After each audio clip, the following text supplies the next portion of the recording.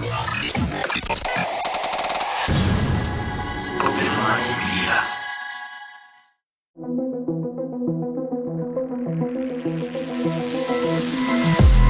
reality we live in can be a very strange place.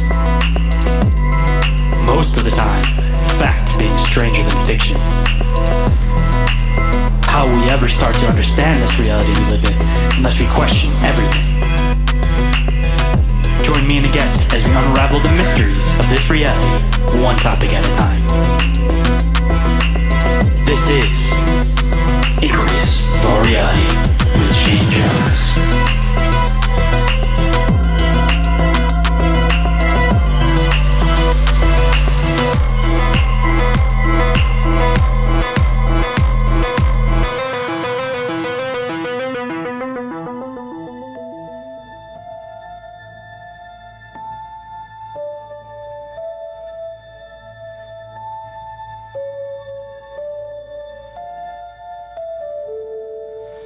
What is up, Inquirers, and welcome to the expanse of deep open-minded conversation. I'm the one they call Shane, and today for you guys, I have the return of Seth Vandebrooke of Project Eleazar, here to discuss the concept and understanding of the Nephilim and fallen angels from, of course, ancient text. And let me say, there is nothing new under the sun. But before we get into this episode, of course, just have a couple of quick news and updates. First and foremost, I finally landed on a good name for what I'm going to be calling the bonus/extended episodes. And what I'm going to be calling them is the 0.5s episodes.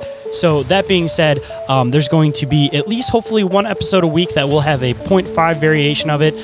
It'll be roughly about an hour-long conversation. And actually, today's episode will be one of those episodes that we dive into a 0.5 episode. And considering this is a new thing that I just started doing, the first 0.5 episode is available on the Patreon. This one I'm going to be releasing to you guys so you guys can see what we got going on behind the scenes. And going forward, hopefully about every month or so, maybe I will release one of these 0.5 episodes onto the normal feed. But for the majority of it, you guys will be able to go and find that over on the Patreon. I didn't want to have to cut any episodes in half, do anything like that. So the whole intention is that it's another whole side tangent conversation. So anybody that's listening on the normal feed, if you guys want some additional information, you guys can go and check that out over there. But it's not like you guys are going to get cut off mid-conversation or anything like that. Just trying to give the Patreon people a little bit more bang for their buck. And of course, with that being said, if anybody wants to share any of their opinions, thoughts, any of that on the show, and you guys don't mind going and filling out a now 8-question survey, you guys will be entered to win any t-shirt of your choice off of the Open Minds Media merch store. Anything you guys do as far as that goes, again, I greatly appreciate. I'm just trying to get your guys' thoughts so that I can hopefully grow and improve the show and get it to a point where we see some hopeful steady growth. For a while now, I feel like I kind of hit the glass ceiling where everything's been staying pretty steady, but I'm hoping to shatter that glass ceiling and hopefully go beyond that. And for anybody that has been following all the other stuff I do, you guys can also catch the next Bizarre Inquiries live episode on August 7th. That's going to be, I believe, next week at this point. And if anybody has any clips, questions, articles, anything like that they would like to submit for that, make sure you guys get it to us beforehand. And of course, we will end up talking about it on the show. And if not, then we will end up pushing it along to the next episode. And unlike before, as I mentioned on the last couple episodes, you guys will be able to catch that and any other live show that we do on YouTube and now Twitch. And with that being said, of course, if you guys might be interested in supporting the show, there's a handful of ways that you guys can do so. First and foremost, you guys can go and follow the show on Instagram and Facebook. Number 2, you guys can go and check out the Patreon that I was mentioning with 2 tiers available, ad-free/early access and full access. Tried to simplify that out a little bit. You guys can also go and check out the merch store with t-shirts starting at just $15.68 plus shipping. You guys could even possibly leave a review. You guys could even share the show with a friend. You guys could even leave a review. And if you guys end up leaving hopefully a 5-star, then of course I will read it on the show and give you guys a big shout out. You guys can also share the show or share a particular episode if you think somebody might enjoy it. You guys can catch the live shows on the OMM YouTube and Twitch. You guys could even possibly donate to the show if you find it worth value. You guys could check out the affiliate links, which has some additional discounts and credits available if you guys want to go and check that out. And the last way that you guys can support the show is by also going and checking out my other show, Bizarre Encounters with Shayn Orin. If you guys enjoy a lot of what we do over here and you guys want to hear my variations of deep dives, that's the place to go. And hopefully it'll be another show to get you guys through your work week. And every single thing that I mentioned over there is all available off of the link tree, which is available down in that show description. And before we get into the show, if anyone is interested in being a guest on the show, sharing their experiences or encounters, or contacting me for any reason whatsoever, you guys can do so through email, which is inquirieswhilerealitypodcast@outlook.com, or you guys can call or text the Open Minds Media hotline. That number is 313-364-1551. And again, if you happen to miss that, it is available down in the show notes. And with that, let's get into the show.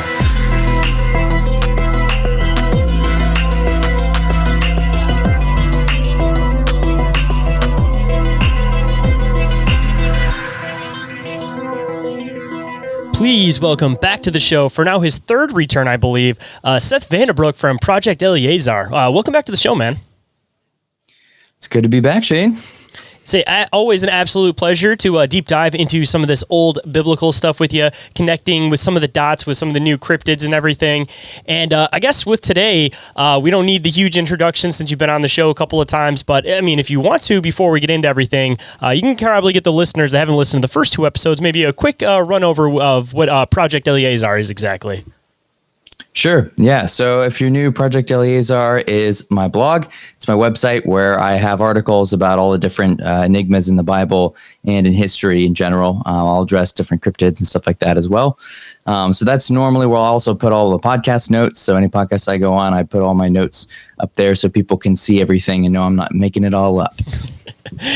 And with all of the different stuff that you dive into, it's always, man, like I said, a pleasure to have you on the show, just because you bring in not just the ideas of these things from biblical context, but you also bring in proof, like documentation, you bring in pictures, you bring in all of that stuff. So with all of your awesome research, man, what are we going to be diving into today for the listeners? So today we'll be talking about the Nephilim and how they were viewed by the early church fathers, really the first couple centuries AD. So a lot of people will make brief reference of, oh yeah, like some early church fathers also believed in the Nephilim, or some people who are arguing for or against whether or not the sons of God in Genesis 6 are angels. People will mention briefly like, oh yeah, well, there's this guy and there's that guy.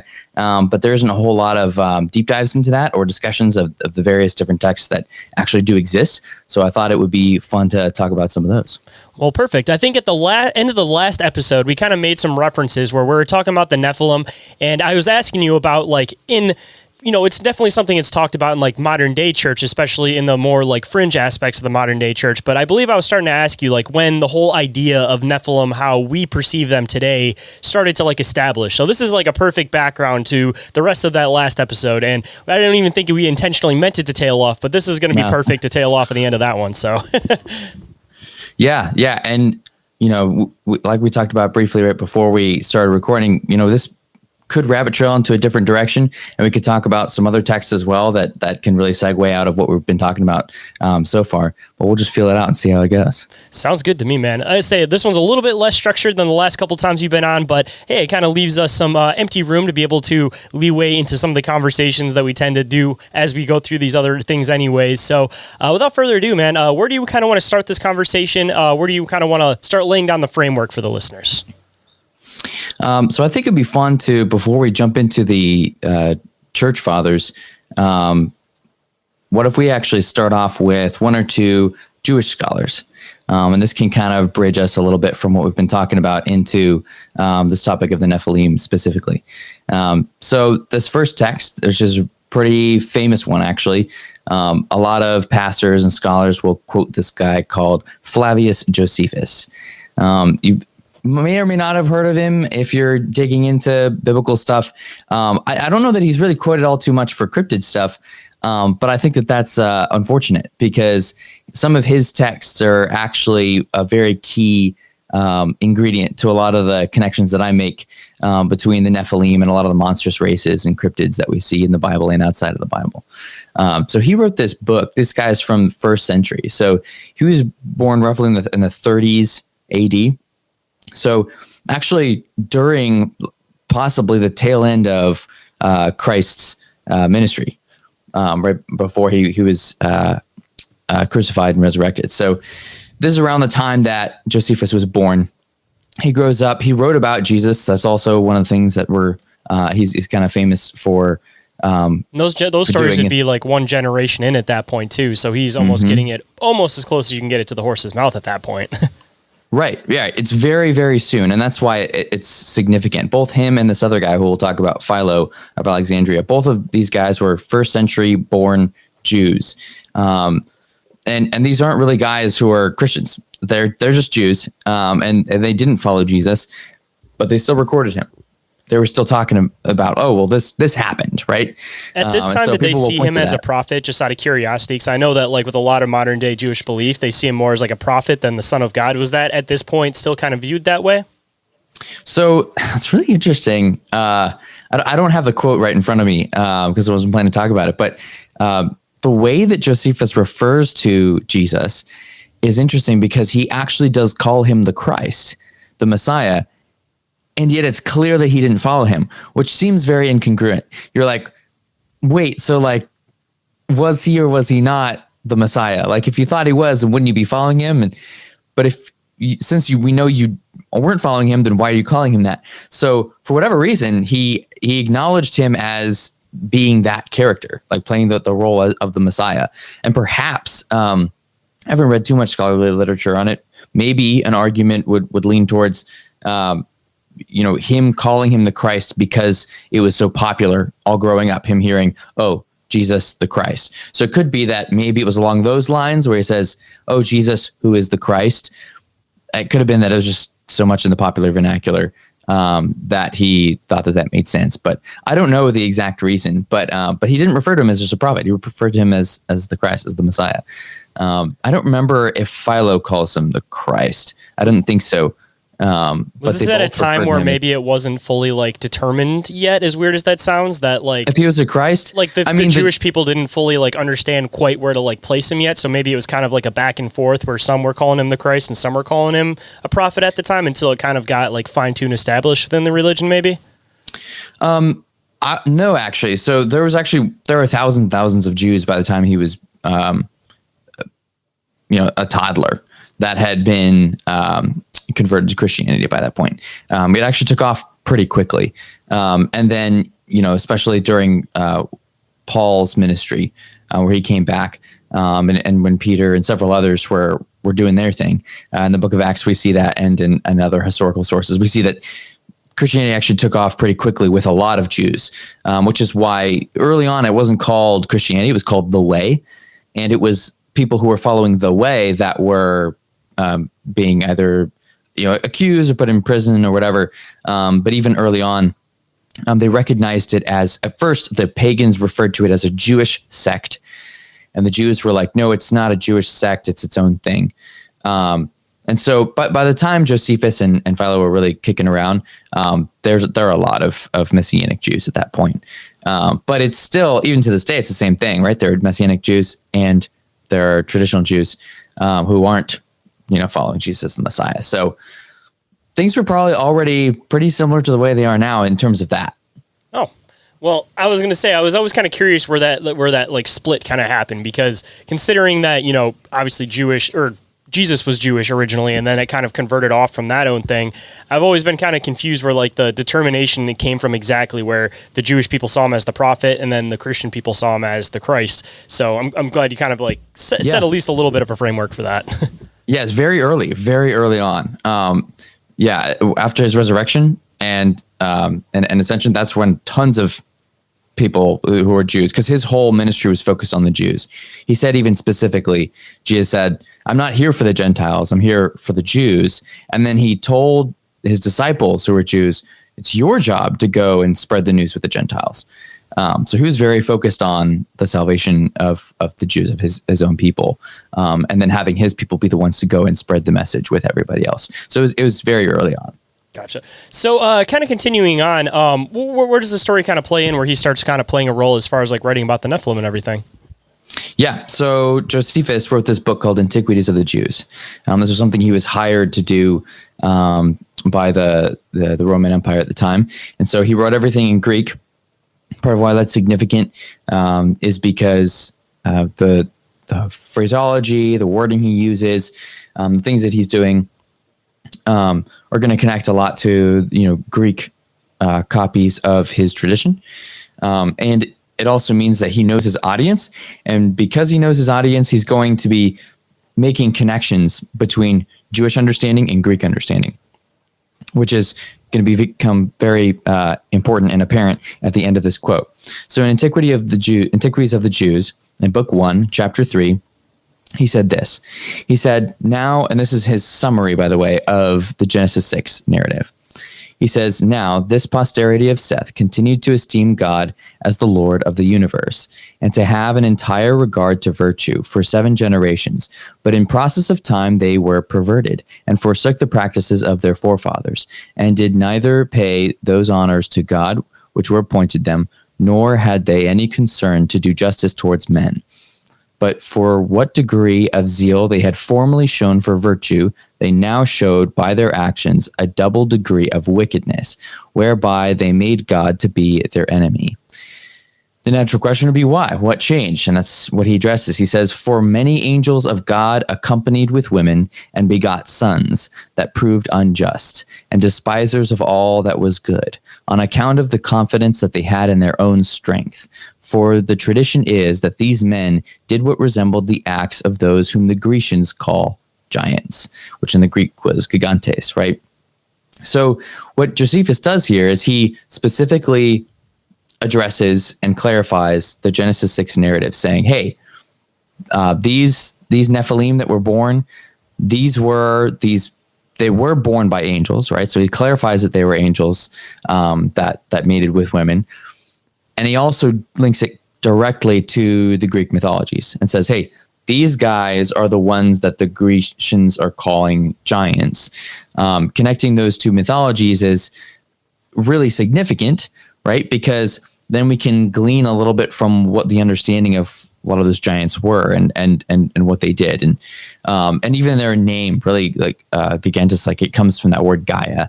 And the idea was that that means earthborn, that they were born of the earth, which when you think of that narrative, that makes sense. You have, here are these heaven creatures coming down, and then they have children that are born of the earth and on the earth.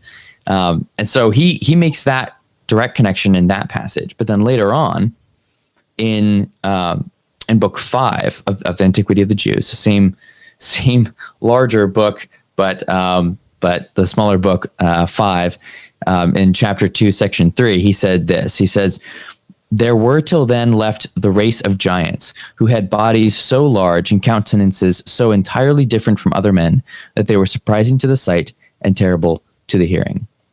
Now, this is significant because he's saying that these guys weren't just tall. This race of giants, they were large. He says, who had bodies so large that they were terrifying. But he also says countenances so entirely different from other men. So the way they looked, their face, the way they presented themselves was entirely different from humanity, to the extent that he says they were surprising to the sight and terrible to the hearing.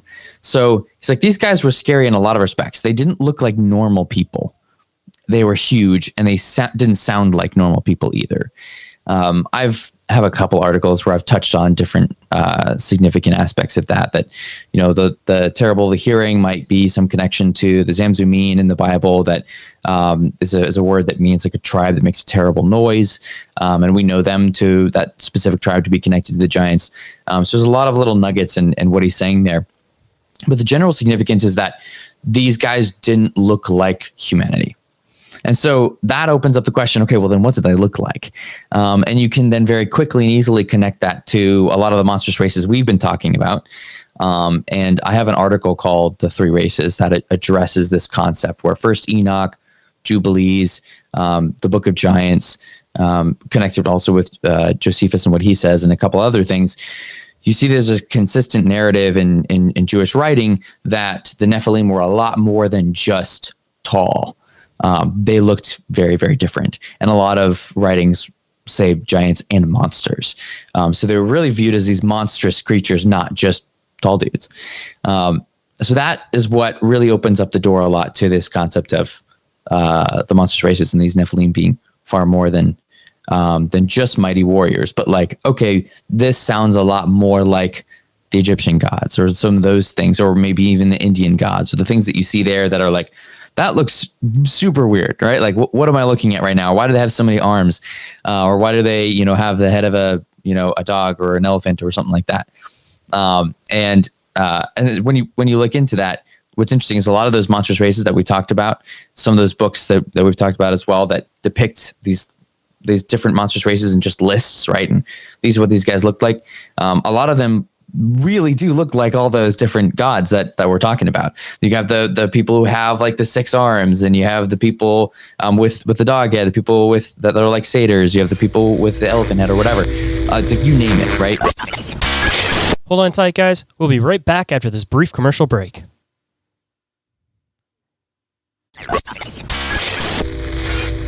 And now back to the show. And where were they all located too? According to a lot of the books, it was just over in India. A lot of it was too, India, which is another really funny connection. And just to bring it up too, I mean, with a lot of like the Hindu god pantheon too, you're talking about all of this like overt sexuality within that too, down to like the Kama Sutra being part of it, and you hear about like most of their gods having some type of relation with some type of like human female, which brings into the next kind of question I was going to follow up with a little bit earlier, which hopefully won't go off too much into a whole other side tangent. So hopefully this doesn't derail you too much, but the physicality of like angels is something I don't feel like a lot of people end up talking about, that they kind of view them as these like spiritual, for lack of a better term, like interdimensional type beings. And they don't really see them as like having this physical component to them. But if you're making reference to them coming down and mating, like there clearly has to be some type of like physicality to it. But if you also view it through the lens that, the fallen angels may be these other pantheons looked at as other god religions, then there is a physicality to it, especially with like the Norse gods, for example, or, the Hindu gods. Like there is a component of them being physical and actually coming down and having relations with humans. So it kind of just brings in like a whole other thing that not a lot of people I feel like talk about as far as Christian circles go, is again like the physicality of angels themselves. Yep. Yeah. And I have an article on this as well called The Seed of Angels. And it's specifically referencing 1 Corinthians 15. I think it's verses 38 through 41. But in that chapter, and Paul is talking about the resurrection, he makes reference to the fact that there are many bodies, and for every body there's a seed, and for every seed there's a body. And then he goes on to describe the different bodies that exist. And he talks about there are the bodies of earth, and there are the bodies of the heavens. And he says in the resurrection we'll have bodies like the heavens, which we know in the end, like the Bible describes our new bodies, they will in fact be very physical, and we will be on a new earth that's created, right? So heaven, Revelation describes the destruction of heaven, the destruction of earth, the recreation of both, and the merging of both, where God and humanity will dwell together for eternity. And when they do, that's in a very corporeal state, right? And there's this new city, Jerusalem, and that's how we'll live forever in those resurrected bodies. So recognizing that when he talks about the resurrected bodies as being like the heavenly bodies, and we know that the resurrected bodies are quite corporeal, that gives us a little bit of insight into, okay, well, maybe we misunderstand what heavenly bodies actually are and how corporeal they are, right? Because the way we talk about things, like you said, we specifically will categorize or even define an angel as an incorporeal spirit, right? But it's very possible that we're misunderstanding exactly what spirit means. It's probably a lot deeper and profound than simply just something that you can't see, right? And because we know there are tons of things we can't see that are very physical, right? And so even just that word, you can have a long discussion about what do you mean by physical, right? But we don't need to get into all that. But when he does say that, when he does make all those connections, and he prefaced all of it with saying, for every body there's a seed, and every seed there's a body. That isn't a direct quote, that's a paraphrase. But the way that he lays that out, right? That implies that these heavenly bodies would also have seed, because that is simply, as he's referring to it, just the way that God created all things. So this could be a possible explanation for how Genesis 6 is even possible in the first place, because heavenly bodies still have seed, just like all the earthly bodies. And whether it's fish, or it's animals, or it's humans, as he lists all those out, or it's the heavenly bodies in the sky. Regardless, there is apparently seed. And because the confirmation of Genesis 6 happening, it's like, yeah, there for sure is. Like it happened, right? So, whichever way you want to spin it, if you really want to argue that's not what he meant, which I would argue it is, but if you really want to argue that's not what he meant, it's certainly still the case. But I find that to be an interesting explanation when you look at what Paul is saying there. That's like, no, this is just the order of things. This is the way that God decided things would be, because everything he does is orderly. And so in that case, the angels just simply weren't an exception to that. And when we do see the descriptions of these angels, right, I think we mentioned this before, when we look at cherubim and seraphim, what do they look like? They look like a lot of these Egyptian or Hindu or whatever gods that we're talking about, where it's got the head of a bull, or it's got the head of a lion, or it's a human head or whatever. And they're in the shape of different forms. Sometimes they look like a sphinx, sometimes it's something else. They've got 4 or 6 wings. It depends. They're different in different passages where they show up in the Bible. So cherubim are fascinating. They have seraphim, that name even meaning like serpentine, or fiery one. And so these guys are almost like these dragon angels. Like, we don't exactly know, right? But we're just kind of guessing off the description we have. Their name kind of means burning one, or serpentine, or serpent. They have many wings. We know they got hands and feet. So there's a lot of stuff going on. But you look at those angels and you're like, well, that already sounds like the gods we're talking about.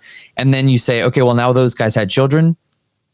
Yeah, they're going to look weird. They're not going to look like everybody else, which really lines up a lot with what Josephus is saying. He's like, hey, these guys just don't look like any of us. Like some of them, right? Some of them, like Goliath, we have every reason to believe that he just looked more like a person, right? Because there's no further description given there. But even the others after him that are killed in 1 Chronicles 20, even in that chapter, there are these specific deformities that are mentioned, where it's like, hey, these guys had 6 fingers and toes, or a couple of other minor deformities that are mentioned specifically. The 2 layers of teeth is usually another one I usually hear. Teeth. And then the red hair too. Red hair. Yeah, those and that one, that passage doesn't mention, the red hair or that stuff, but like, those things are those common attributes, right? And seeing that the Bible confirms those common attributes is really interesting. So you can connect these dots pretty easily. You don't have to be Einstein to connect these dots. But when you do, it really does open a lot of doors, and it starts explaining a lot of things, because you go, okay, this is not a leap to go from what the Bible is saying explicitly to what a lot of these Jewish texts are saying explicitly. And, for those who are really like, clinging to the Bible and ignoring any other texts, I agree with clinging to the Bible. But I think it's fine to entertain, information from other books. Otherwise you can't really get far in life. But when we compare all those texts to what the Bible is saying, we go, wait, no, they're actually agreeing here. Like, this is not a contradiction. This is actually an agreement. And in reality, there's just so much more variety going on with both the angelic realm than what a lot of Christians recognize, and with the Nephilim than what a lot of Christians recognize with that as well. So that's so there's our little rabbit trail for the intro. But yeah, so that's how a lot of those things can connect in terms of like the physicality. Like, they're more physical than we think they are. I mean, if you go through the Bible and just read every verse that mentions these angels, you'll see them, slapping people and opening doors and doing all these very incredibly physical things, right? You see them fighting physical wars, right, with each other and with humans, right, like on God's behalf or on Israel's behalf or whatever. So these guys are physical, however you want to put that. They interact with the physical world in a lot of the same ways that we do, even to the point that Paul literally told the early church, hey, be careful how you treat people, because you might literally entertain an angel and have no idea, because that's how much these angels can look like us. And that is an interesting distinction, because angel, specifically that role, every time we see an angel, a messenger, right, a malakim in the Hebrew, or angelos in the Greek, whenever there's a spiritual messenger, they always look like us. Right. Now, whether or not they're shining or something like that, sometimes there's that difference. But in terms of form, every time an angel is mentioned, they look humanoid. Cherubim and seraphim, different story. But anybody who's performing the role of an angel, for whatever reason, happens to look just like us. So this might be part of the explanation. Like, why did some of the Nephilim look human and some of them looked more like these various other gods or crazy cryptid creatures that we're talking about? possibly just for that reason, because it could simply be that there's plenty of my friend who's a pastor calls it spiritual biodiversity, that there's just a lot of biodiversity in the spiritual realm. Again, we see that clearly in scripture. So why is it a leap to say that their kids would do the same thing, right? Genetically. I was going to say, even kind of connecting in with maybe some kind of like science theories on this stuff too. So like you hear about the whole concept about like, the ball being like above the water and how it looks like a circle. But then when you exit the water, then you realize that it's like a full sphere shape. Kind of makes you wonder if there might be these like angelic bodies that when they're in the heavens, they look like one thing. But when they come to earth, because it's like a different type of physicality to it, they end up appearing as this humanoid form, and then when they go back to where they come from, then you're seeing like the full form of them. Like rather that when they come here, it's almost like it's filtering where they have that as part of their form, but you're only being able to see that one side of their form, so you only see the human side. So maybe some of these Nephilim, if you theoretically brought them into the heavenly realms, might look a little bit different. Maybe they look like these like spinning cogs with all the different eyes and all the different wheels and everything. And when you take that and then you bring it into this world, then it comes across as like a physical human form. Yeah, well, so that's an interesting one, right? So like part of what you're referring to is like multi-dimensional shadows, right? Exactly. And how you can have a certain shape in like say hyperspace, and then in here all we're seeing is that 3-dimensional shadow of a 4-dimensional object. I'm hot take. I'm actually of the minority that thinks that it's more likely that instead of angels and demons existing in this higher dimension, I think they're actually in the same dimension, and it's a perception issue. And that because of the way the Bible describes, like, oh, he opened his eyes and then he saw, and then he just sees them, right? I think that it's more of a sensory thing where it's like, well, I can't see it, but it's there, right? Like a lot of other things, we can't see thermal, but thermal's still there. Like we can't see wind, and we know wind is right. So there's tons of things in our dimension we just can't see. Dark matter is a fascinating one, right? We know it's there. We have no idea. Well, we have some ideas what it might be, right? Your black holes, by definition, we can't see them, right? In it, we know they're there. So there's stuff like that where I think it's more likely that they would actually be in the same space-time continuum. And I know a lot of pastors and scholars would it's very traditional to say, no, heaven exists in a different dimension, and so does hell, and so do all these different things, and so do the angels and everything. I think that I'm not claiming, I have no idea where heaven and hell are, but what I am saying is I think that heaven and hell, wherever exactly they are, I think exist within the same space-time continuum because of the timeline of events lining up exactly, because of the translation between, and I mean like physical translation, not linguistic, of Elijah going up into heaven and coming back down when he sees Jesus, and Moses going down into Sheol and coming back up when he sees Jesus, right? On what I believe was probably Mount Hermon when he had the transfiguration happen. So we see these events that are lining up perfectly in heaven and earth, and we know that heaven and earth are destroyed at the same time and recreated.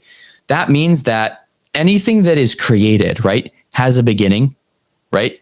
So if heaven and earth were both created and they're both destroyed at the same time, then that's the same timeline, right? And the events are happening at the same point in heaven and on earth at the same time. These things are all lining up. So I see synchronicity in terms of time and in terms of space.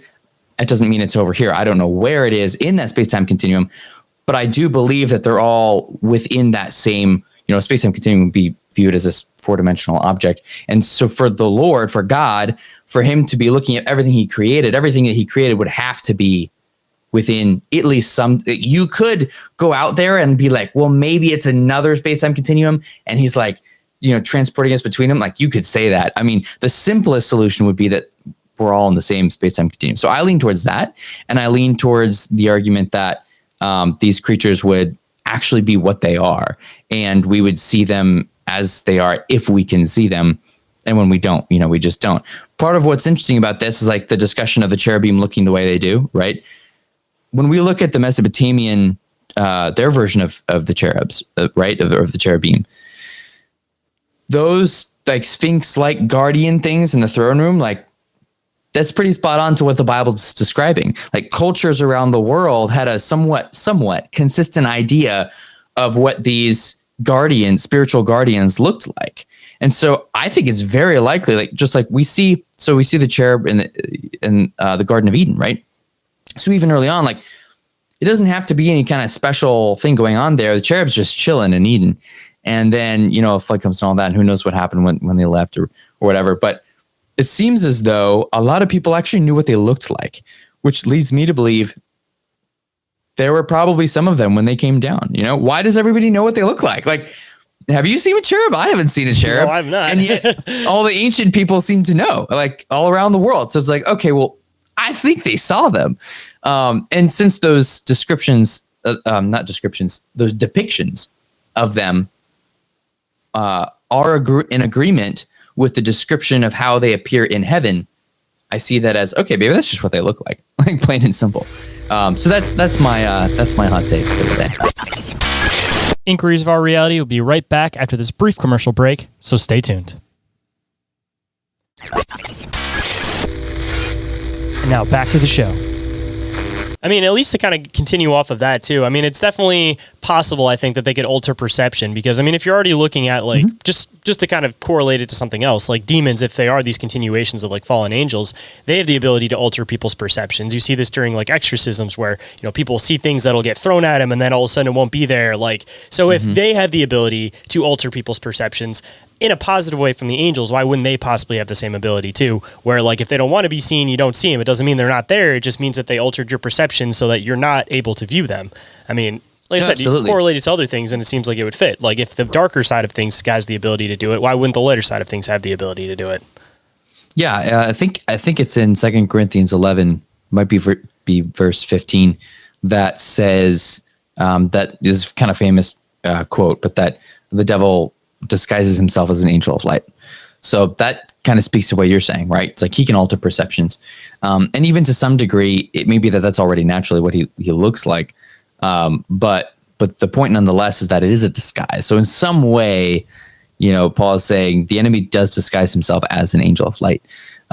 So I'm realizing now, even as I'm saying it, there are some that would say, well, that's not the physical disguise. That's what he already looked like. And that's actually, he's disguising himself as a good guy is what he's arguing. Yeah, maybe it's either one, right? Maybe it's both.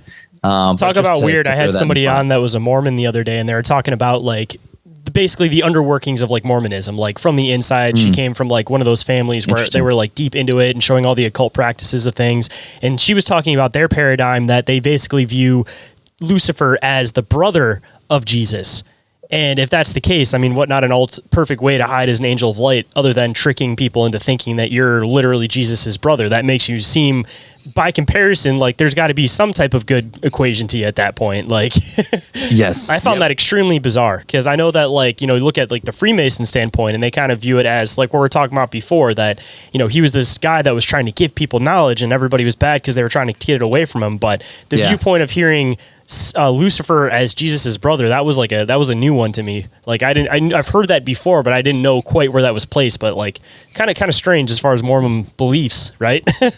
Yeah. That's to me is also one of the stranger ones. Like, I would just echo everything you said. That it's interesting that the different variety that you hear of the different lies. Like, oh well, his brother. It's like that's like why, like how, and what are you basing it off of? But then is also like, oh, well, it's more duality. There's this concept that's like the devil's at the same level as God, and that's clearly unscripturally founded, right? But people will say that there's kind of this duality of it's like, oh, it's good versus evil, when in reality it's like, no, evil is failing to be good, and the devil was created by God as a good angel who then stopped, right? Which is the same, it's the same for all the other fallen angels who became gods and lowercase g and all that, right? So there's tons of variety and it is wild, but it's like, seems like every combination, every, possible permutation, someone has some religion that has the devil in a different position in the paradigm. Right.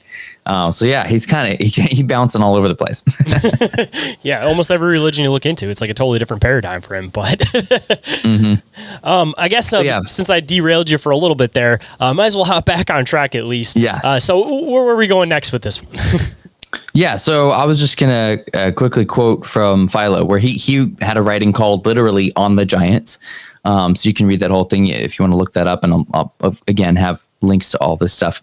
But in his work On the Giants in chapter 2, He said, "And when the angels of God saw the daughters of men, that they were beautiful, they took unto themselves wives, all of whom they chose.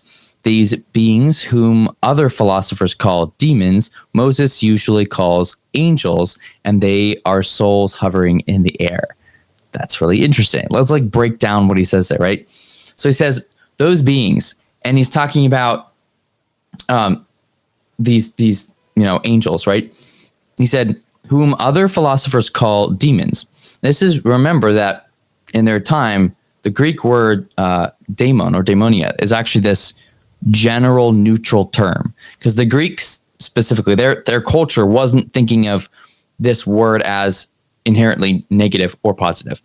They saw it more as just spiritual being, right? So that's what their word demon originally meant. Kind of like jinn when it comes to like the Muslim stuff, not to get into like that whole paradigm, but jinn are kind of like their demon idea, but they're not viewed as good or bad. They're kind of viewed as like a being that can choose whether or not they want to be good or bad.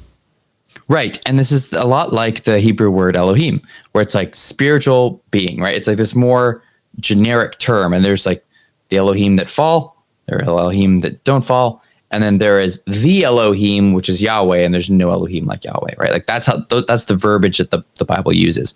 So each culture seems to have that concept. It's like, oh, well, there are these just beings that exist. Some are good, some are bad. And that's true. That's exactly how it is, right? So that word demon, the way that he's using it, is more generic. So he says whom other philosophers call demons. So he's not saying that those other philosophers are referring to them as these negative entities. He's saying this is the word that people in the Greco-Roman world use. And then he says Moses usually calls them angels, which is that word angelos for messenger, and they are souls hovering in the air. And then for people who are well versed in their Bibles, they might be thinking of verses where the devil is referred to as the principality of the air. This is an interesting one, because the idea is like this is actually a little bit of an influence from Greek thought, of these like souls that are just hovering around. Because interestingly enough, when we see angels in the Bible, they're like there's a gravity factor. Like they're either walking up and down stairs or a ladder, or they're standing on the ground, or they're inside a chariot, or they're flying around in a chariot. But like name one verse where it says, "And I saw an angel hovering in the air flying." Like actually doesn't say that. Like we see angels flying in the throne room of God, but for whatever reason, when they're down here, like they're interacting with gravity in some way. And the differentiation could have possibly came from like, you're talking about the disembodied, like once they became the fallen angels and they became disembodied beings, part of that is taking away physicality from them. So being planted to the earth, touching the earth is some form of physicality. So if you essentially make them beings of the air where they're not able to touch anything, then they truly are like disembodied beings because they aren't able to plant themselves to the ground. Well, that's part of the uniqueness between a fallen angel and disembodied spirit of a Nephilim, right? So it's like that's a disembodied spirit, whereas like a fallen angel isn't necessarily like nothing scripturally or even in that I know of in the pagan traditions refer to them as being disembodied necessarily. So the fallen angels are in whatever their spiritual corporeal state is, whatever that means exactly, and then you have the Nephilim, which are the spirits of the Nephilim, or the Rephaim, more accurately, that they're in that kind of that worst state. And so perhaps that's even more accurate to that hovering part. And now, or maybe they were physical, and then once they die, their consciousness, their soul doesn't have anywhere to go because... Right. So they just kind of exist within the area and become something of the air. Like they originally start physical until they experience death, and then they become this disembodied form of themselves.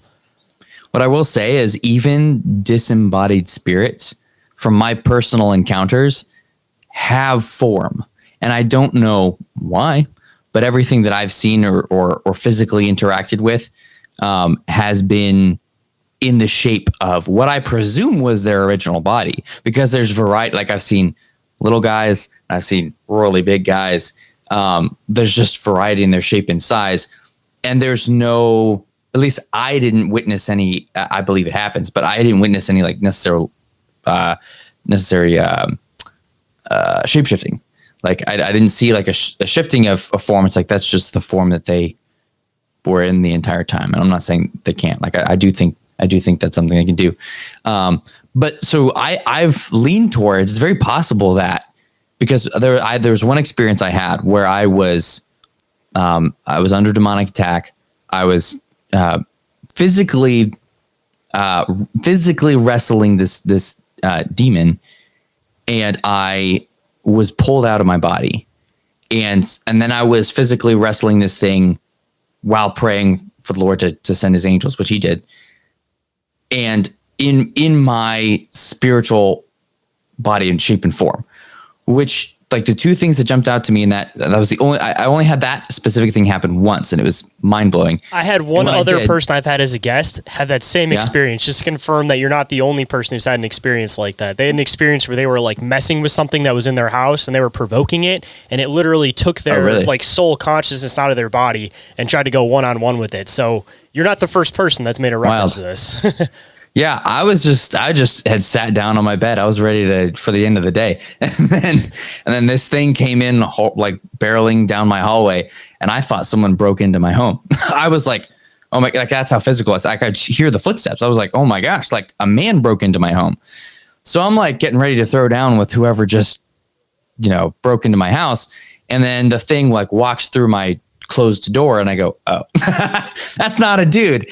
And yeah, so it's a crazy story, but in that whole encounter, the things that stood out to me was, one, my spiritual legs felt weak. I don't know about this other person. Yeah, you're literally hitting every single checkbox, down to the fact that he thought there was someone physically in his house, until it came up to his bed where he was laying and grabbed him by the throat and pulled him out of his body. Like, you're exactly lining up everything that he had with his experience. That's fascinating.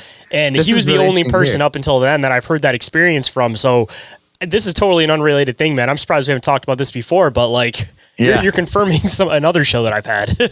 That's wild. And that's confirming for me too. I mean, I know what happened. Like I'm not disbelieving what my experience was, but that's, I've heard a lot of crazy experiences too, but that's really cool. I haven't heard something that's actually like that, like point by point. But yeah, that stood out to me. The fact that gravity was in effect was fascinating to me. I was like, why? Like, because again, our assumptions, we have all these assumptions about how the spirit realm works. And I'm like, one, like my legs feel weak. And two, like I'm interacting with everything physical. Like, like I was hitting the wall. Like I wasn't just floating around like a ghost. So it's like, which I've heard some people claim they can do, right? But like, I don't know. And I'm certainly not trying to do what I'm doing in the moment, right? Like I was ripped out. This was, unsolicited. But so I'm in that state, and I'm wrestling this thing, and I'm like, okay, gravity's effect. I'm physically interacting with him, and he's physically interacting with me. And I notice that my body shape is the same body shape as my body, which is currently just lying lifeless on my bed. So that to me gives me some sense of maybe I have no, this is just guessing, but I'm like, at least from my experience, your spirit body is just a lot like your physical body. And I'm guessing that it just like, when you go back in, it's just it's like a Bluetooth pair, right? It's just like connect back in. And then when you die, it's probably you just same thing, disconnect. But for whatever reason, my body was the same shape. And so I wonder if that's the same thing for these Nephilim. Like maybe when they die, that's why I've seen some that are really tiny and some that are huge.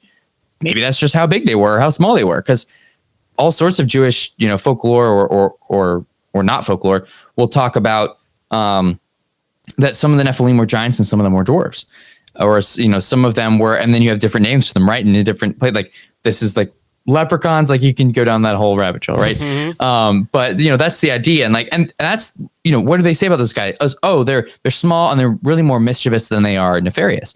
Those little guys that I saw, they never attacked me; they were just mischievous. Like, so it's like stuff was just on the tee, But and then you get into the altering perception concept, and you get into some of the fey folklore with like the gnomes and all that stuff, and the fairies and the way that they supposedly hide their villages. It's not a matter of like necessarily it always existing in another place. Like there is always this like pocket dimension concept, but there's also this idea that there's just this location in the woods that they've altered perception so that nobody sees it. But if you walk through that, then you'll end up seeing everything, but they've altered the perception around the area so that everybody just thinks it's thick brush and trees and stuff. And I've had a few different people have made references to older stories and some more recent stuff with people like just walking through the woods, everything's normal, and then they just like walk through something and they're just like, whoa, and they start having these weird experiences and seeing things. So it's like altering perception, like for lack, I hate to say crossing like a veil or something like that, but it seems like it's more so just like along those lines. Yeah, it's almost like a camouflage effect or something. Like you alter the perception so that people aren't seeing what is actually there, but what you want them to see instead. Hold that thought. We'll be right back after this brief commercial break. And now back to that deep conversation you crave. And I don't know that if it's true or not, but that's exactly what I've read. Witches and sorcerers claim that's how their spells work. Where they say like, I was just reading this thing. I was doing research on whether or not there was any reality to Harry Potter novels, and there were these witches who were commenting on it, and they were like, there are invisibility spells, but it works more like this. And it was what you described. They're like, it's really altering perception. It's not making the thing invisible, really. It's just like averting people's gazes or a mirage of something else. This has always been my theory on like shapeshifters, skinwalkers, because the whole thing with skinwalkers, if you talk to a Navajo, is that it's a medicine man that takes the skin of an animal and is able to become that animal. Like, I don't see something physical, like in our version of physical, being able to transform into something else, but the altering perception concept seems like it might fit, especially if you like know how to do it properly. Like if you put on the suit of something else, the skin of something else, and you're able to like mirage yourself within the light or like change somebody's perception, like that makes a lot more sense to me, because obviously we all know how easily manipulable like the human mind is. Like that makes more sense than something being able to manipulate itself physically. Well, it's possible. I mean, one of the stories that I heard from I think he's now Christian, but Navajo park ranger, I think it was. He said that there was a situation where this guy, like, they saw the coyote, they shoot the coyote, and they watch it just, and now it's just a guy. Mm-hmm. And so it's like, it might have been along those lines, right? Where it's like, oh, that was just what you thought you saw, but it was this medicine man, if you will. It's kind of like the establishing reality concept, like going into like an old Twilight Zone episode. And I'm not sure if you're a fan of the show, ever watched it, but there's one where there's like a couple guys sitting in a hangar, and one guy's like, "Oh, the plane's this color." The guy goes, "No, the plane's this color." And they go, "No, the plane's this color." And they're like, "Oh no, it's this color just because this is what we've all universally agreed on." So like, if you change the perception of a group where they're universally agreeing that this is what they're seeing, then it kind of makes you wonder like how malleable it really is, Like, yep. It's a matter of like, if you have 5 people that all believe they had the same story, even though it's not true, like you can't unsolidify that to those 3 people because now they're all correlating each other's story at that point. So it's like, it's just a weird thing to think about. It gets mind bending. Yeah. Yeah. So anyways, so the point there was, Philo's agreeing with Josephus on the angels having these children, and then goes further in this interesting side where he's linguistically connecting them to these other terms of that these are these souls that are hovering. He connects it to the concept of demons and of course the term angels. And it's interesting that he says that Moses calls them angels, because in the Hebrew it's not really what he's saying, but in the Septuagint, in the translation, that is more directly a quote of some of those things. So it's cool. That's just how a lot of those things connect. But that's of the Jewish tradition, right? But we have a couple texts here that are written by these are Gentiles, right? So these are from various previously, some form of pagan lifestyle converted to Christianity. One of those is Justin the Martyr. This is 2nd century AD. And he wrote this long text called Second Apologies. There's another one, so it's Apologies, Second Apologies. He didn't originally call it that, but we're labeling things.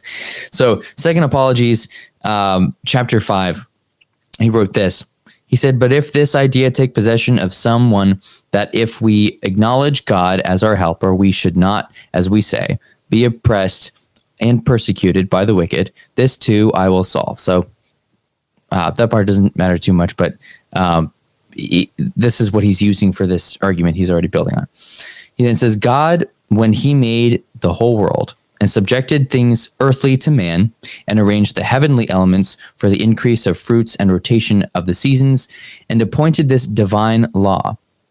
For these things also he evidently made for man, committed to the care of men, and of all things under heaven to angels whom he appointed over them. So this appointment of angels over things, this is what agrees with like Deuteronomy 32, 8, and 9, which talks about God allotting the angels over regions of the earth. So this is part of this concept he's referring to, which is really happens later, not even in Genesis 6. But he's implying that there is some version of that even beforehand, which is possible. He says, but the angels transgressed this appointment and were captivated by love of women and begot children who are those that are called demons. So here he's using the word. This is a while later. This is like 150-ish years later. And he's using this word in the negative sense, demons, right? And he's saying this about the Nephilim. He says, begot children who are those that are called demons. So he's specifically saying, these Nephilim are demons. This is where, these demonic spirits come from. He says, and besides, they afterwards subdued the human race to themselves, partly by magical writings, and partly by fears and the punishments they occasioned, and partly by teaching them to offer sacrifices and incense and libations, of which things they stood in need after they were enslaved by lustful passions. And among men they sowed murders, wars, idolatries, intemperate deeds, and all wickedness.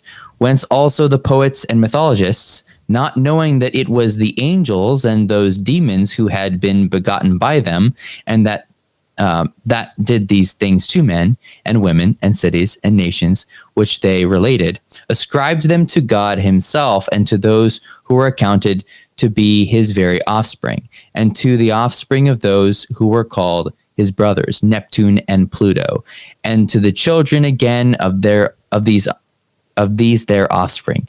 For whatever name each of the angels had given to himself and his children, by that name they were called. So he's literally naming Neptune and Pluto, all these guys, and he's like, this is where they come from. Some of them were literally born, like they're not even originally like, divine angels or whatever. It's like, this is where you have both categories. So he's acknowledging we have fallen angels, you have spirits of dead Nephilim, and that they are the ones that gave themselves the names that the poets and mythologists use. So he's like, yeah, no, Neptune named himself. Like, we're not humanity didn't start coming up with these gods and these concepts and just start worshiping things that didn't exist. These are spiritual entities that named themselves and told us their names, which for me is very affirming, given a lot of my understanding of what Scripture is saying and what a lot of Dead Sea Scrolls say and various other texts say. They're in a lot of agreement with what he's saying. So this was an understanding that the early church had. Another guy, Irenaeus, also fairly famous if you get into church history, he wrote Demonstration of the Apostolic Preaching. This is section 18, and this was also written in the 2nd century AD. He said, and for very long, while wickedness extended and spread and reached and laid hold upon the whole race of humankind, until a very small seed of righteousness remained among them, and illicit unions took place upon the earth. This is with these angels, since angels were united with the daughters of the race of mankind, and they bore to them sons who, for their exceeding greatness, were called the giants. So this one, nothing crazy. It's just another confirmation that this wasn't just a one-off.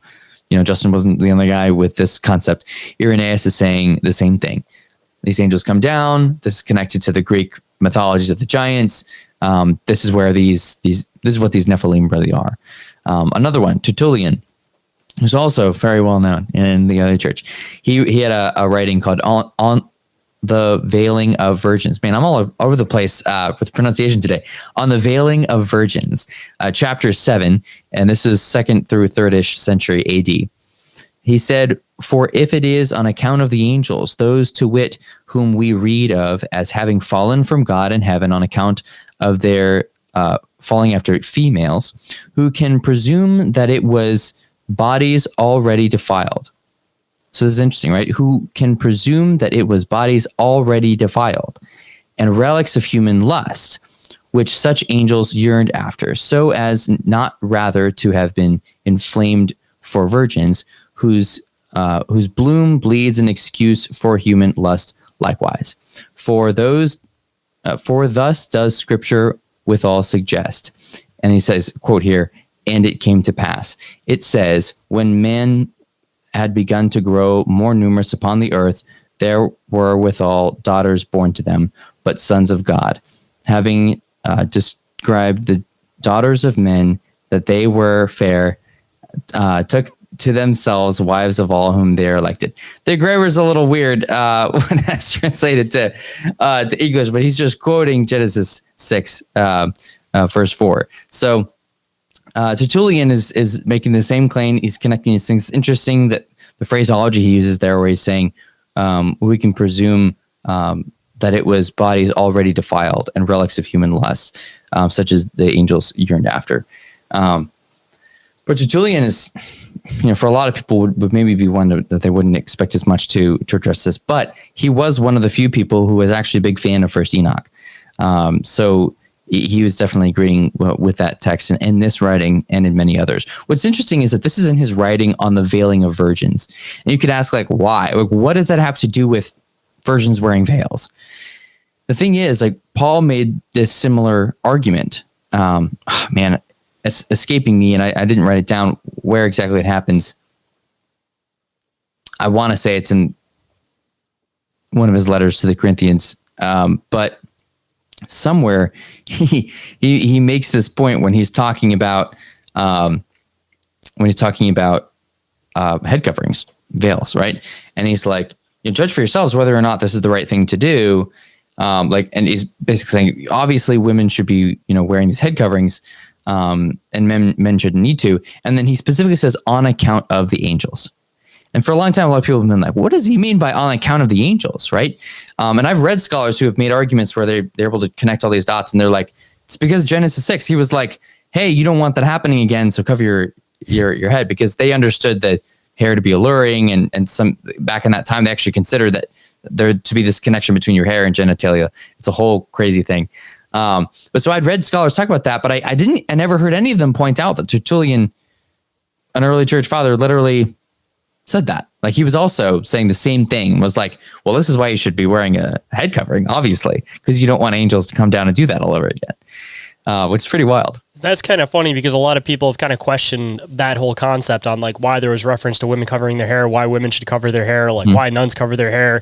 And I'm glad that there's a bit of an explanation for that. It wasn't because of any, like, reason of, like, trying to, like, hide women or anything like that, like, in any negative way, but rather trying to protect them from the angels, from them being lustful towards them.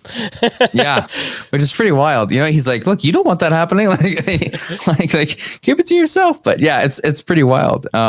I wonder if that translates into, because I'm not super duper familiar with, like, all of the backings and reasonings behind Muslim and Islam and everything, but I'm kind of curious if that somewhere along the lines also kind of plays a role into why, like, their women are completely covered up. Like, I know there's the main thing about, like, trying to keep other people away from feeling lustful towards them, but I wonder if there's some origin with that, with some fallen angel concept too. Yeah, I don't know. That I haven't gotten into. But yeah, I thought that was fascinating. That entertained me, because I was like, oh man, I've heard people claim that.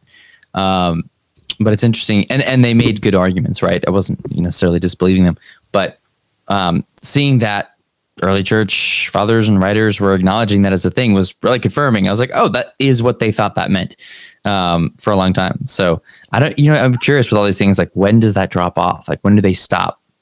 I mean, from what I can tell, a lot of it is actually because the Catholic Church was drowning out a lot of that stuff, because then it was like, no, that's not what Nephilim are. Sons of God aren't angels. Nephilim aren't really these, half-breeds in that sense. That's just good people marrying bad people and having naturally just random giant children. That's what happens when you marry a bad person, right? But yeah, so, they make those arguments, and they really take away a lot of that spiritual aspect of stuff, which is strange, because then other random spiritual stuff is inserted. So I don't know. But a lot of it is really just Augustine. Like he had some very strong influence. And so his ideas kind of stuck. And a lot of those ideas are from him. But Inquiries About Reality will return after this quick commercial break. And we are back. So let's hop right in. anyways, we're kind of running out of time, but there's several other writings. In general, like they're just some of the ones that like I'll have on the article and you guys can read or look up for yourselves. But Commodianus wrote Instructions, chapter 3. He talks about this. I never know how to say this. Lactantius, in his Divine Institutes, book 2, chapter 15, he talks about this. And then Sulpicius Severus wrote in his book Chronicarum, book 1, chapter 2. So there's tons more. There's just a lot more of this material where a lot of these guys are they'll add a little detail here or there. One or two of those didn't add much that I had read so far, but a lot of these will add some really interesting perspectives. And if you keep reading their works, they'll say things like the last one I mentioned, like the last sentence he uses. He says this. He says, "These angels gradually spreading wicked habits corrupted the human family, and from their alliance, giants are said to have sprung. For the mixture of them, of beings of a different nature, as a matter of course, gave birth to monsters." So here he's referring to them as monsters again, just that kind of monstrous race concept. But yeah, there's this consistent idea that these guys, there's angels, giants. These giants are varying different concepts. That these were demons. That this is where demons come from. That they became spirits. That this is where a lot of the origin of where a lot of witchcraft came from. This is where they taught all these different arts. Commodianus talks a little bit about the different arts and stuff as well. But yeah, so this is a concept that's pretty consistent. Were there outliers who were kind of in that beginning of that Catholic tradition of like, no, that's not what happened.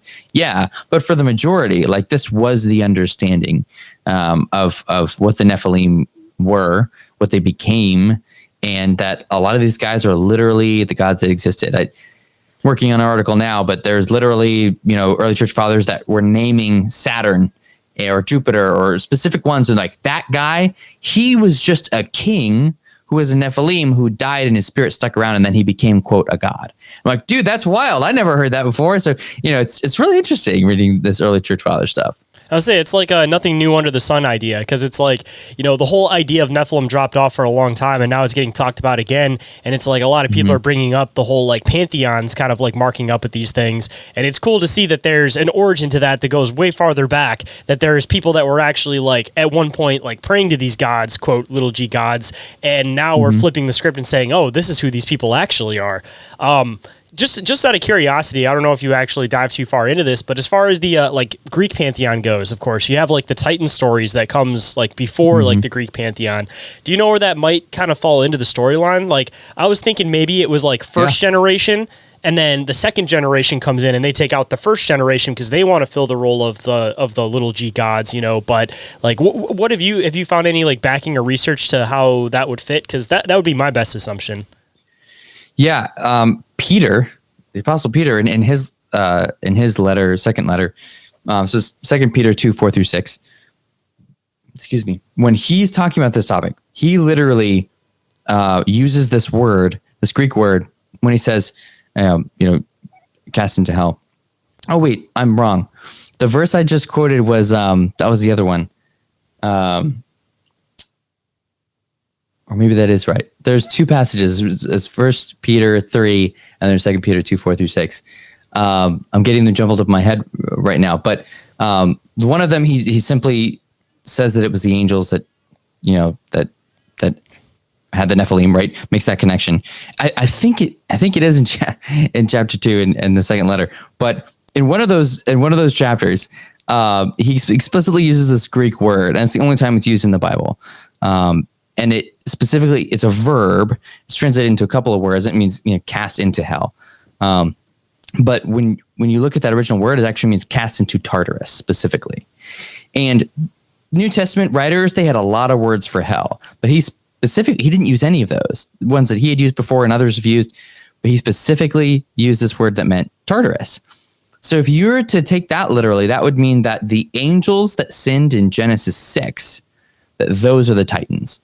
And that these are the ones that were the first to introduce pagan worship and idolatry and witchcraft and all those things before the flood. That those were the Titans, that God judged them, which is really the story of, First Enoch or Jubilees 7.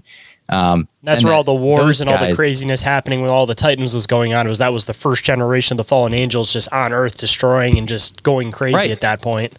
And then the new next generation comes in and says, "Oh, we can take care of this, no problem. Let's." They just kind of smooth their way in. Yeah, and Deuteronomy 32 verse 17 even literally says but there are now new gods which your fathers have not known. And you're like, who are these new gods? And it uses this word shadim, which is this word for demons. So it's very possible that now maybe it's like they just didn't know these gods yet, or maybe this is actually these are Nephilim that died and they're genuinely new spirits or new fallen angels that are now no, now we're the gods, right?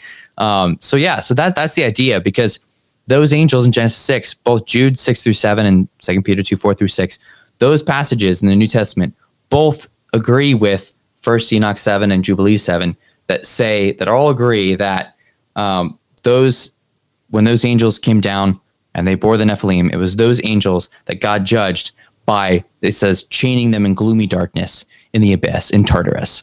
So that's the idea, that Tartarus is really the abyss. It's this pit that's, theoretically, the concept in the Bible said it's below Sheol was the idea. So it's this lowest pit of hell where all these angels that did these heinous crimes are chained for eternity until the final day of punishment.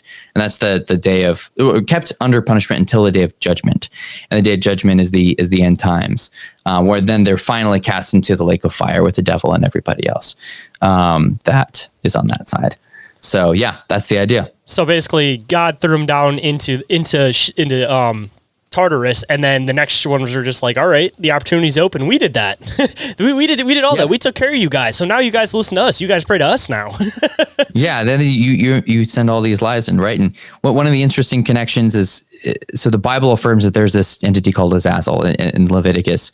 It talks about, God says, send one goat into the wilderness to Azazel. You won't see it in the English translation, unfortunately. I don't know why, but it is there in the Hebrew. It's in the passage where it talks about the scapegoat. But when you check that out, that's affirming the existence of this demon, this fallen angel specifically, Azazel, which First Enoch at least claims was one of those Genesis 6 angels, and that instead of being cast to the abyss, he was so much worse than everybody else. He was actually given this unique punishment, and it was to, one, never see light again, and two, have these shards be digging into his, I think it was his liver or something like that. So he was being cut, he was chained and bound, and I can't remember if his eyes were just covered or if they're taken out or whatever. And the idea was that he couldn't see, and he was in constant pain, and he was chained, also in gloomy darkness, but not with everybody else, alone in the wilderness. That's what at least First Enoch and a few other writings claim.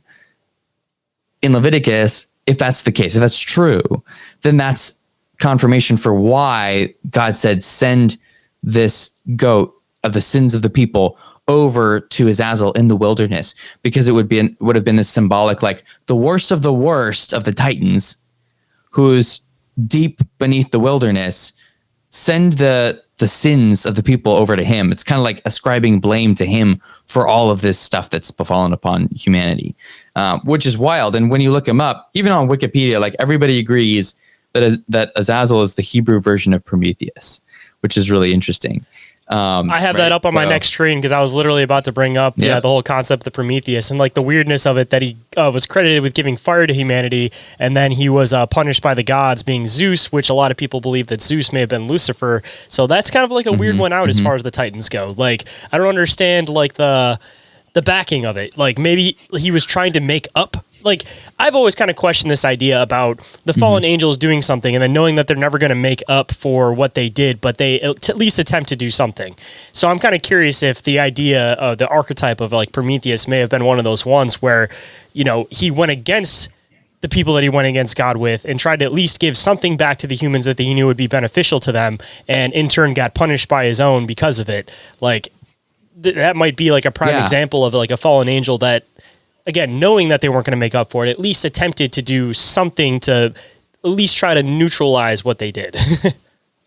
I see it as being, I mean, like when you read what a lot of the Jewish texts are claiming, it's that he taught a whole bunch of stuff to humanity. Like it doesn't mention fire, but it mentions how to make weapons and how witchcraft works and all sorts of stuff, right? So fire could be like a metaphor. Like he started a fire, technology, like the beginning of civilization. Yeah, like whatever however you want to tie that up, if you will. Yeah, and the idea being this, that he brought power and technology to humanity, and he did do that. The thing is, would you then believe that fire and all that stuff that he brought was good or not? And that's the question. And the Bible, or the Bible, at least biblical authors, were thinking, hey, that character, not a good character, like not the hero of Prometheus. This is a bad guy. The things he was teaching you were not good. They were actually evil. And that's, of course, the very stark contrast between the pagan religions versus the biblical. It's that like there's always the twist of no, but this was really good. Biblical versions like no, that's not good for you in the first place. Or like the Freemasons, it's kind of like the same viewpoint too, that they're shifting that perspective to view it as the person that's giving the knowledge is actually the one that's trying to help. But I think we talked about this last time, the matter of like giving knowledge when you're supposed to get it. It's not a matter of, again, taking away knowledge like we talked about last time, but rather just the idea that you're supposed to receive knowledge as you mature enough to get it. Like, I think we made the analogy of like exposing like a child to pornography. It's not that they're not going to be aware of it in the world at some point, but they don't need to be exposed to it at that age because their brain and their knowledge hasn't brought up to the point of being mature enough to understand that that's something that exists in the world yet. Right. And isn't it so like the devil to be Zeus and claim, oh, I was the one who did that. That was me, right? Instead of being like, oh, actually, no, those were my friends and God chained them. He defeated them and he chained them up, right? So it's like, of course, then, the devil using the name of Zeus, which I do think is highly likely. There are a lot of long reasons for why that he is specifically Zeus. But yeah, of course, they would then twist the narrative and say, no, that was us. That was us. We did that. No reason to panic. That's our government does that, right? Yep. Where they're like, no, this is all under control. Trust us. We did that on purpose. And you're like, no, you didn't. Everybody knows you didn't do that on purpose. So yeah, it's kind of like that, right? The devil's kind of coming up with these. Really, I suppose they're psyops. Really, I mean, you see it a lot with like the North Pantheon. That there's a lot of like trickery or mistakes that happen and they try to cover their own ass on it, and it fits exactly what you're saying. Like 90% of the stories that involve like Loki, for example, like all of those, it's a matter of like somebody messes something up and they try to cover it up pretend like it never happened, and then they're like, all is good, what are you talking about? And that's one of the consistent differences between the stories of the pagan gods versus the biblical concept of Yahweh. Yahweh doesn't make mistakes. Like simply, he just doesn't. Right. Whereas like every other religion is like, yeah, like our gods make mistakes. Right. Like, well, there was that one time that they, raped and pillaged a whole village, but we don't talk about that. You're like, no, what's like, why are you worshiping that? But it's like, well, with Yahweh, it's like, no, that doesn't happen because he's perfect. Right. And you could claim, oh, but he too, like, look at the flood, look at these, there's death. Yes, there is. The complete difference between those things. Justice. It's like, that's the difference. It's like, oh, you're a criminal deserving of this punishment. I'm going to be forgiving. I'm going to be forgiving. Okay, it's been 1,000 whatever years. I need to put an end to this. Evil has reached the degree to which humanity is lost. Oh, wait, there's one person left. We're going to bring a flood and we're going to restart, right? So that's a completely different scenario than all the stories you read for the pagan gods, where it's like, yeah, I'm kind of bored of these guys. I think I'm going to kill a bunch of them. And you're like, what? Just to connect in something else weird. I'm sure that you probably talked about this semi-recently with the other show that you were on recently, but the whole idea about Loki trying to distract the person that was building the walls, a horse, by turning into a horse, and then that horse having relations with him, and then them having a child horse type entity that Zeus ends up making his main steed. That's literally, again, going into this whole like Nephilim concept. Just that talking to Stein about that. yeah, that it shows that, again, it wasn't just, they're talking about they corrupted everything. It wasn't just the humans, but they corrupted everything. And that's just maybe another, piece of the puzzle that's showing that here it is right in front of you and you just didn't even notice it. And then the whole like, oh, it's okay, no big worries. This is going to be my horse now. I'm just going to ride it and nothing's wrong. Nothing bad happened. I don't know what you're talking about. Yeah. No, this was on purpose for sure. This is the best steed I could have possibly asked for. Like, I couldn't have it any other way at this point. Exactly. Yeah. It's not weird at all that was my kind of son turning into an animal and committing bestiality and then having this. That's not weird. That's normal. Totally normal. It's a wild story. It was cool when Stein shared that with me because I hadn't heard that story before. But we were going back and forth sharing stories, and he brought that one up. So it's so weird talking about the different perspectives too. That it's just like one side views it as this positive story, the other side views it as like that sounds exactly like the fallen angels and the Nephilim, man. I mean, this is like so many things. It's like evolution versus creationism. Like everybody's looking at the same data and they're walking away with different interpretations, right? And that's just an interesting thing that we can even do that as human beings, right? It's like, wait, if we're all looking at the same data, don't we come to the same conclusions? Like, no, because for whatever reason, this is just not how it works. Dude, we're going to come up with every possible idea and, all be convinced that we're all right, even though we're contradicting each other. Dude, even Darwin himself, I mean, that dude was a Freemason and he was a New Genesis. So just his scientific theories were against his views anyways. So it's kind of like, why did he put this out into the open if he was a known Freemason? That's not the paradigm of how Freemasonry works. Like, he's clearly was trying to change the shift in paradigm of people purposefully. And again, you get into the Freemason stuff, it goes into Saturn worship, and then full circle back around on that one on why they would want to try to manipulate people's perception into thinking the whole idea about there not being a creator being and not there, just shifting the paradigm into this simply scientific explanation, even though the person that created the theory didn't believe that way. Yeah, he didn't believe it, and even in the end, I think he finally admitted that, right? Where he was like, "Yeah, this doesn't make any sense." And you're like, "What?" Yeah, then he goes, "Adaptation. That's what makes sense." And I mean, it does kind of make sense because once there starts becoming some type of like, I don't want to say deformity, but at first it's a deformity. And then it starts becoming something that's extremely useful. And then it starts developing from breeding. Like, that concept makes sense. But the whole concept about something completely shifting form from this into this without the idea of like adaptation, like, it doesn't make sense. Because the only way the idea of adaptation makes sense is through selectively breeding that adaptation purposefully. Yeah, and that's the massive difference between micro and macro evolution, right? Micro evolution totally happens.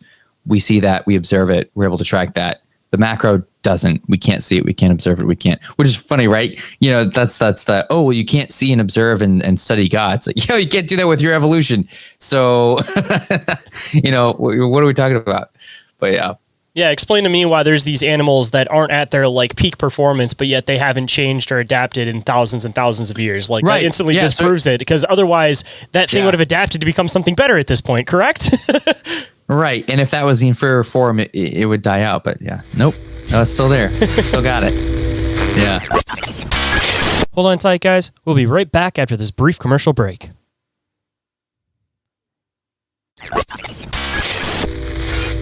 And now back to the show. So I guess kind of starting to wrap up towards the end. And for all the listeners that really enjoyed this conversation, we are going to be going into a 0.5 conversation afterwards. So if anybody wants to catch that on the Patreon, you guys will be able to do it. And actually, take that back a little bit. I think that I'm actually going to be releasing this one public to try to get it out in the open that we're doing these extended episodes. So I believe this was a topic that you really want to get out. So you guys will be able to catch this one on the normal feed. But before we slide into that, of course, we have to end the show with the usual words of wisdom, of course, and of course your links where everybody can find you. So before we get into that, of course, any words of wisdom for the listeners today, my friend? Yeah, I think my word of wisdom this time would be read old stuff.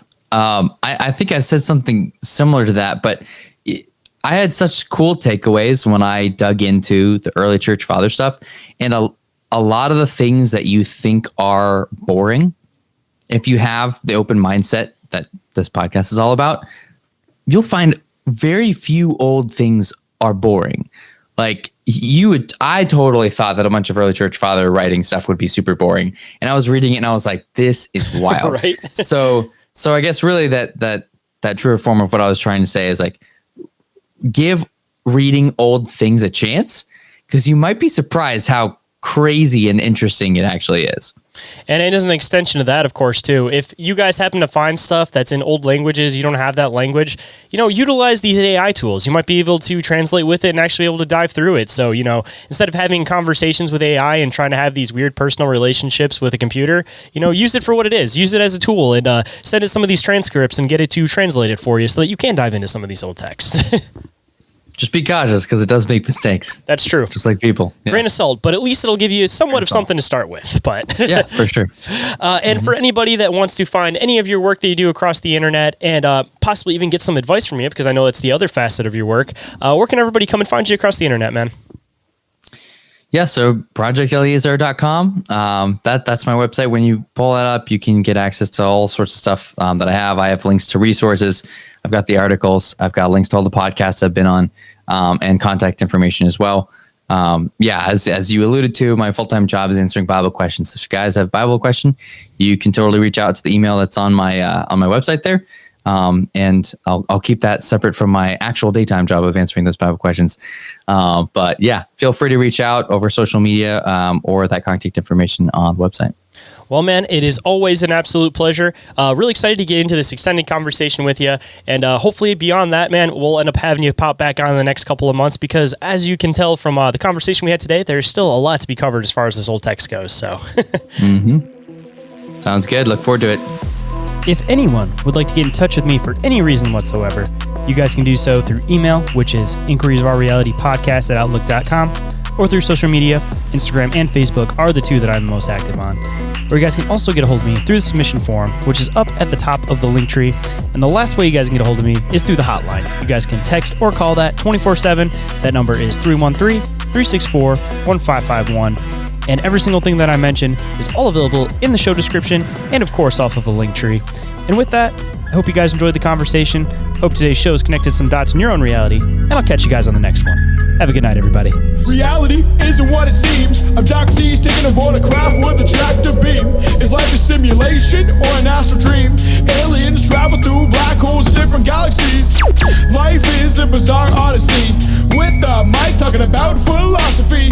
Well, Bigfoot is stalking campers as a Wendigo walks through the woods of sharpened antlers, using a Ouija board to talk to the dead like a necromancer. There's so many questions and not enough answers. So if you're interested in mysteries and abnormalities, tune in and listen to Inquiries of Our Reality. So if you're interested in mysteries and abnormalities,